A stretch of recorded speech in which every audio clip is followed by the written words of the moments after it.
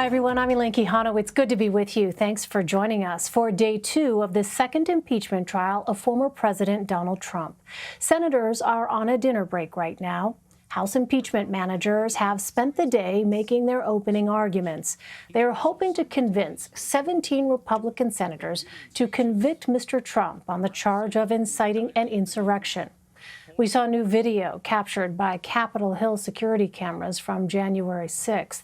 You can see how close rioters, represented by the red dot, were to then Vice President Mike Pence, the orange dot, while he was being evacuated from the building.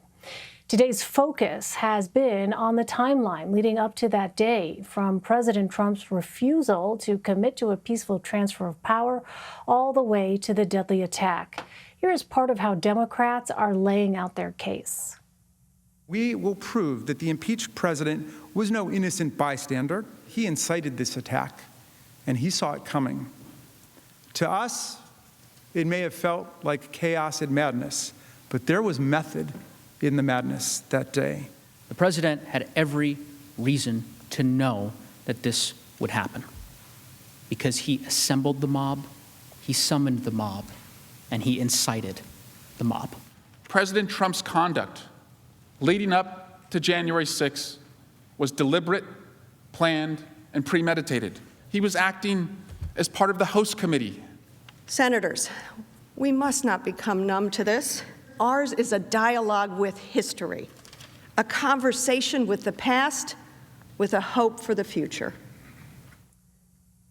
Two sources familiar with former President Trump's reaction say he was angry with his defense team's performance on day 1, including how one attorney repeatedly praised the very prosecutors making the case against him. There are more legal questions ahead.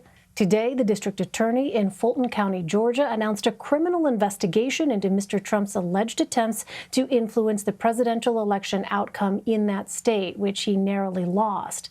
They are requesting documents related to a January phone call to Georgia's Secretary of State, Brad Raffensperger. Audio of that call has been released and played during the impeachment trial Wednesday. On it, Mr. Trump is heard asking Raffensperger to find enough votes to flip the result. We'll have more on that coming up. But first, Caitlin Huey-Burns, Rebecca Kaplan, and Tarini Parti join me now. Caitlin is CBSN's political reporter. Rebecca is a CBS News Capitol Hill producer. And Tarini is a White House reporter for the Wall Street Journal. Welcome to you all. Caitlin, what did we learn from these new videos about what actually happened January 6th?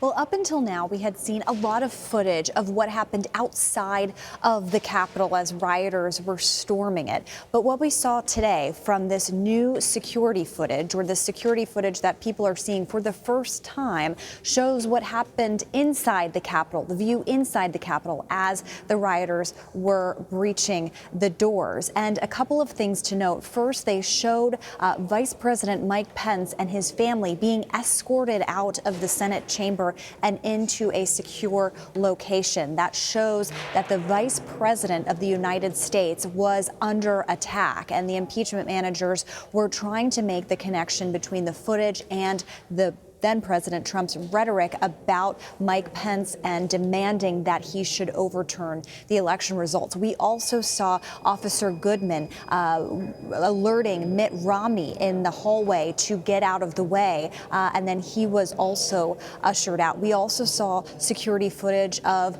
now Majority Leader Chuck Schumer and his security team being escorted down one hallway. Then they abruptly turn around very quickly and swiftly, almost running, towards a door, and then officers barricading the door. What was striking about this footage, in addition to it never having been seen before, is that because it's security footage, there was no audio. And the lack of audio really, I think, made it all the more jarring just to witness the visuals of what occurred. I think it's also important to note that this speaks to the ways in which these senators who are sitting in the chamber right now listening to the arguments being made by the impeachment managers, how they were directly affected by it. And that's something that Eric Swalwell was messaging about too. He said, look how close this came to you. And this fits with the broader theme of what we've been hearing today, which is this could have been so much worse. Yeah, Rebecca, how did senators react while watching this new footage? They've been dead silent, rapt attention on what they are seeing on the screens in front of them, Elaine. And that's a contrast to earlier in the day when the impeachment managers were making some of their arguments going back to former President Trump's speeches leading up to the events of January 6th. Some were doodling on notepads, reading magazine articles, checking their calendars, not paying as close attention. But there is no question that they were absolutely spellbound and I think to some degree horrified by what they were seeing. These senators watched video of the protesters ransacking the desks where they are literally now sitting watching this trial.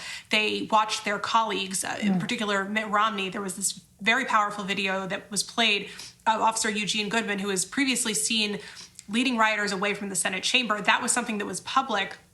The new element today was the security footage that showed him encountering Senator Romney as rioters are storming the building and directing Romney to run in the other direction, which he did. Senator Romney, from the notes that we've seen coming out of the Senate chamber, sat silent and still as he watched this.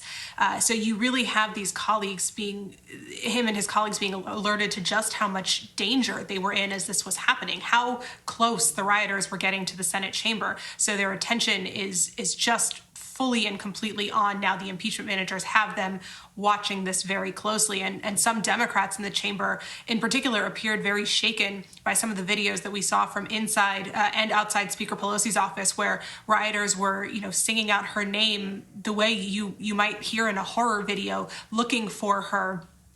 Trying to prompt her to come out. And as Stacey Plaskett, the delegate from the Virgin Islands who gave that presentation, told us, those rioters would have killed Speaker Pelosi if they found her. One of the man who was famously seen sitting at her desk in this photo with his feet up on her desk had a stun gun on him. And other videos, that we've seen this afternoon show VP Pence being evacuated as rioters were in the building. So all of this is just really pulling people in. Had they gotten away from this message, it has now become intensely personal. Caitlin, I want to take a step back for a moment. Republican Louisiana Senator Bill Cassidy, who was just reelected in November, was actually called out by his party after saying on Tuesday that the House impeachment managers presented a persuasive argument.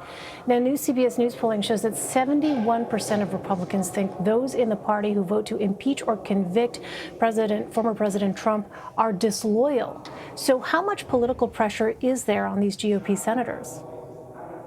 That's right. That was a really interesting note from our polling and shows how closely connected the Republican Party base and therefore many of the constituents of these lawmakers are connected to the former president and really pushing for loyalty to the former president. And we've already seen the backlash that those in the House, Republicans in the House who voted to impeach Trump, how much backlash they have been getting back home in the form of challenges, primary challenges, in the form of their state Republican parties issuing or trying to censure them and punish them in some way. So they are receiving a lot of negativity back home for these moves. And that's kind of the backdrop to all of this. And that raises the question about how persuadable these lawmakers are, the senators, the jurors here are, as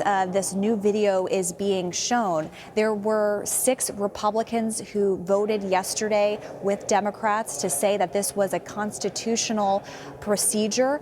One of those, as you mentioned, Bill Cassidy, had flipped his vote last month, voted that it wasn't constitutional. So it shows the power of persuasion, but it's still a small number. And talking to senators up here today, it seems unlikely that they can be persuaded at this point, given that they thought this process was unconstitutional in the first place. But as Rebecca rightly notes, seeing this video, that had occurred in the very place that they are sitting right now. Does that move them in a way that hadn't before? And it's also important to note that even as Republicans have been saying that this is not a constitutional process, you still had Mitch McConnell and Kevin McCarthy place the blame on former President Trump. McCarthy said that Trump bears responsibility for the events that happened. Mitch McConnell said that that his rhetoric and behavior incited these riots, and that is a core part of the former president's defense, that his actions had nothing to do with the actions that you're seeing on the video, and that's the thread that these impeachment managers are trying to make. Meantime, Tarini, it is notable that President Biden is staying out of this trial process. Tell us what he has been focusing his attention on, especially in response to the military coup in Myanmar. Right. The president has made every effort to stay out of the impeachment trial. Jen Psaki, the White House press secretary, has used every opportunity whenever it's come up to really dodge the question and say he's going to stay focused on COVID relief package. And of course, a big announcement from the White House today that the U.S. will impose fresh sanctions against military leaders in Myanmar in response to the military coup there earlier this month. The president said he's going to sign an executive order that will enable the U.S. to impose these sanctions on the military leaders that were responsible for the coup, close family members, and some of their business interests. All right. I'm afraid we're out of time. Caitlin Huey-Burns, Rebecca Kaplan, and Tarini Parti, thank you all very much.